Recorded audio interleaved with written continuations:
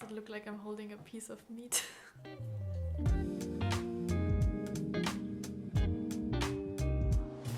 Hello everyone and welcome back to another video. My name is Jana and on my channel I show you all different kinds of DIYs. But lately my content was mainly based around pottery and I showed quite a few projects on how to make ceramics at home. But in today's video I want to work with air dry clay again. So it's a very beginner friendly project. There is no kiln or pottery wheel or any other specific tools required. There's just two main things that you will need, and that is a pack of air dry clay and some acrylic paint. And here are all the other things that I used for today's project. As you can probably tell from the title of this video, my goal is to create some air dry clay that looks like marble. So I have this makeup mirror here that I want to give a little makeover. So I will create a marble base for it, as well as a holder for my makeup brushes and a little ring dish. There are many different types of marble, like black, green or even pink like this one here. So you can definitely play around with different colors, but I want to stick to the classic grey and white marble for today's project. So I take my air dry clay and a black acrylic paint and start portioning the clay first. The biggest part will stay white and basically act as the main color. While I work on the rest, I wrap it in the packing to keep the clay from drying out. For the marble effect, I want to create two different shades of grey, a lighter and a darker one. For this process you shouldn't be afraid to get your hands dirty or wear gloves, because it's gonna be a bit messy. I figured that the easiest way to mix the acrylic color into the clay is to create layers of clay and paint, and then I start kneading the mix with my hands.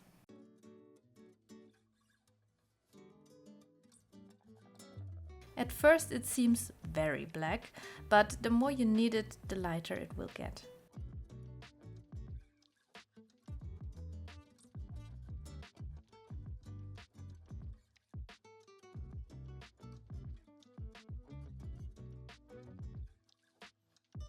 Once I was happy with the distribution of the color, I wrap it in some plastic to keep it from drying out. For the darker grey, I added even more paint. Afterwards, I thought it would have been faster to color both greys together and then take a portion of that and add even more color to that to make it darker. But it worked out, so here we are with some light and some dark grey. Before I start the marbling process, I make sure to have a nice and clean working area.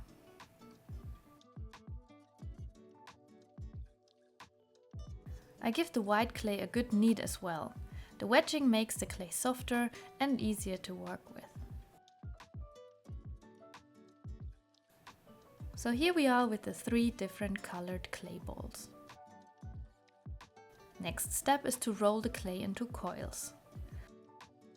I start with the white clay and divide it in 3 parts, that I then roll into 3 coils.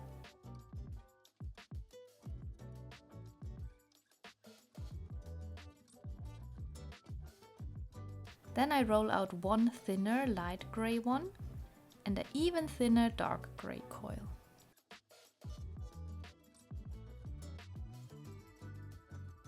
The leftover grey clay I pack up in a plastic bag so I can use it for my next project.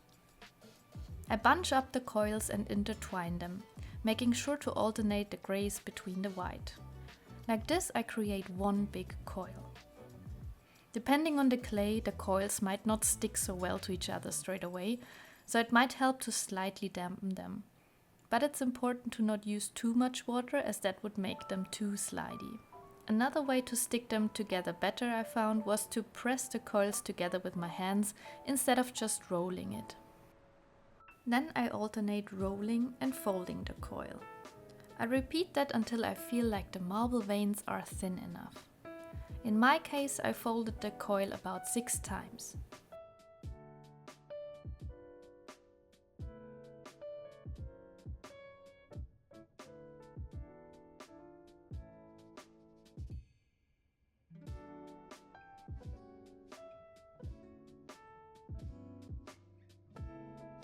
So when I'm happy with the pattern, I dampen the coil slightly and roll it into a spiral. Then I press it into a ball. Here I really try to work the clay as little as possible to not lose the texture I just created. Now I can roll out my slab. Because I bunched up the clay quite loosely, it kept breaking apart along the ridges. But that is quite easy to fix by just baking the pieces together every time there is a major crack.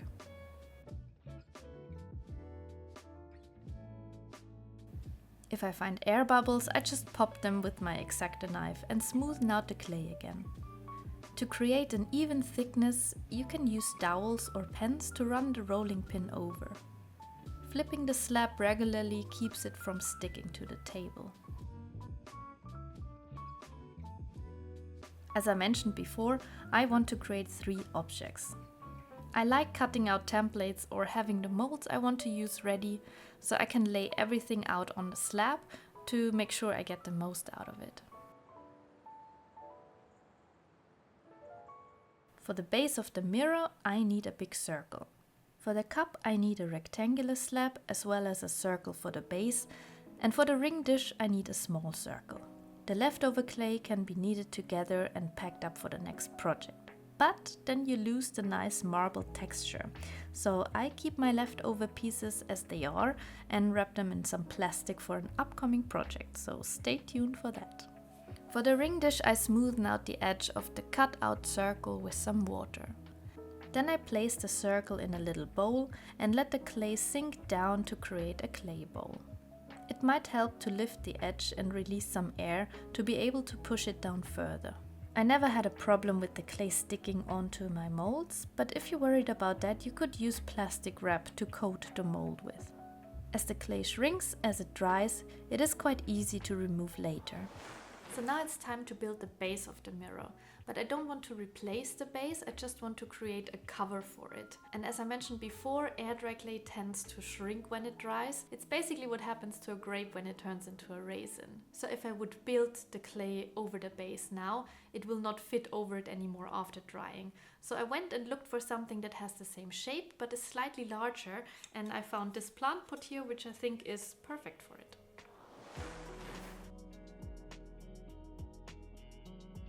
Once I decided which side of the clay I want to have facing up, I placed a big clay circle over the base of the pot, trying to get it as centered as possible. Then I wrapped the clay over the edge, making sure to not create too many cracks in the clay. But if there are cracks showing up, I just press the clay together a bit and smoothen it out with my fingers and some water. I rotate the pot and press the clay with my fingers down until I get the shape that I want. I then make sure to get the edge as straight as possible. In this case, the lines of the plant pot were a good guide for that. To get the placement of the hole right, I use the base of the mirror as a guide and mark the middle with my needle tool. If you don't have one, you can just use a pen. I cut the hole big enough that the stand of the mirror will fit through it later. The cup I'm gonna construct out of 2 pieces. The rectangle will be formed into a cylinder and the circle will form the base. To create a nice and slick seam, I cut the edges that I want to merge in a 45-ish degree angle. I use my X-Acto knife and hold it in a 45-degree angle, and then run it all the way along the edge. I need to do that on both sides, making sure that the slant is going in the same direction. The edge doesn't need to be perfect though, as we will blend the clay later anyways. Scoring the seams helps the clay to stick together better, as well as wettening it slightly. Then I merge the edges and start blending the clay to cover the seam. The air dry clay that I'm using here is quite sturdy to work with, I feel. If you feel like your clay is too soft for that, you could let the slab lay for a few minutes to let it dry slightly before you work with it, so the slab doesn't collapse.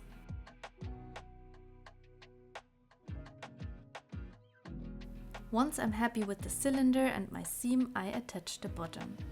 To do so, I place the cylinder on the circle and use a needle tool to draw along the inside. If you don't have a needle tool, you can use a pen or a wooden skewer or knitting needle for that.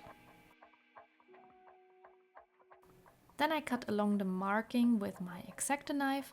Like this, the base will fit perfectly into the bottom of the cylinder. To attach it, I score the edge of the circle as well as the inside bottom of the cup and wetten it slightly again.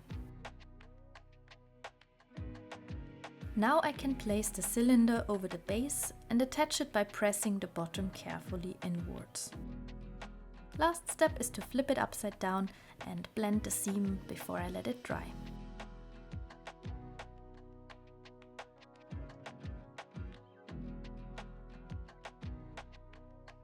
So here you can see what happens to the clay when it dries.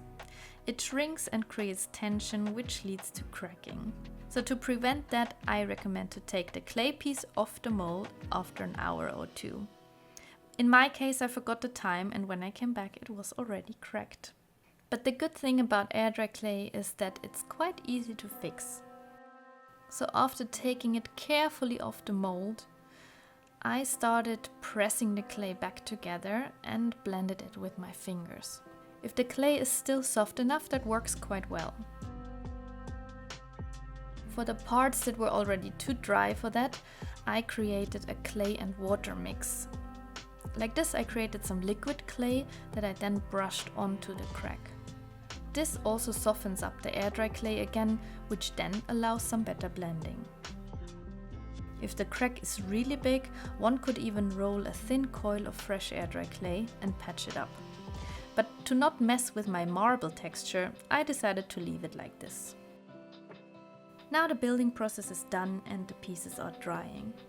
So in the meantime, I'm gonna spray paint the frame of the mirror with a golden brass high gloss spray paint. Because I think gold is such a good combination with marble and will elevate the look quite a bit. As I didn't have any primer for my spray paint, I roughed up the surface with some sandpaper to make the paint stick better. Then I made sure that everything was dust-free and gave everything 2 layers of paint.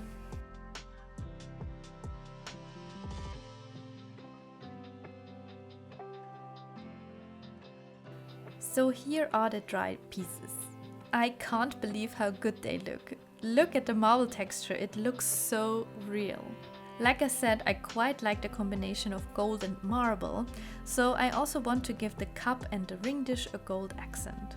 For this I'm trying out leaf metal for the first time. If you don't want to use leaf metal, you could totally use acrylic gold paint, like I did in my other video where I created some jewellery dishes. At this stage, sandpaper can help to get rid of any unevenness. For the leaf gold, I first add a layer of a special primer. I apply it onto the area where I want my gold to go later, so in this case along the rim of the cup and the ring dish. Once the primer is cured, I add the gold leaf metal and dab it on with a dry and soft brush.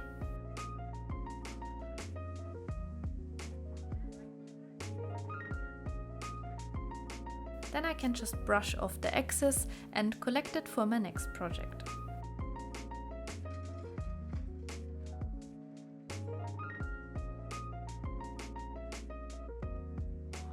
To seal it, it's really important to use a varnish that is suitable for leaf metal, because if you use other one, it could happen that the leaf metal oxidates and changes its color, like I had to find out here.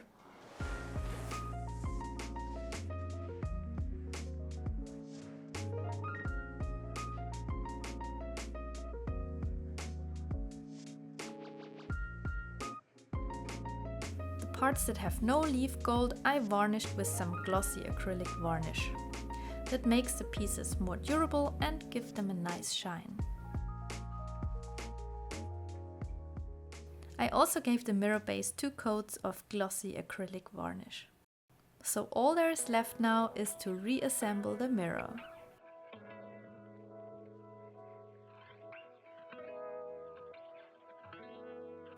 And this is how my air dry clay marble pieces turned out.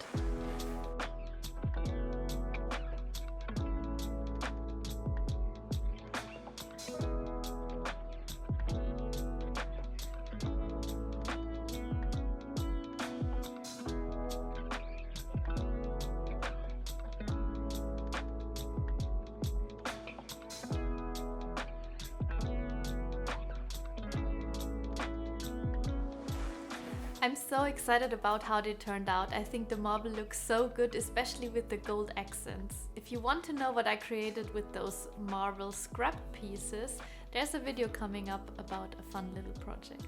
Let me know in the comments how you like this marble look and which one is your favorite piece. Thank you so much for being here. Feel free to like and subscribe, and I will see you in the next video. Bye!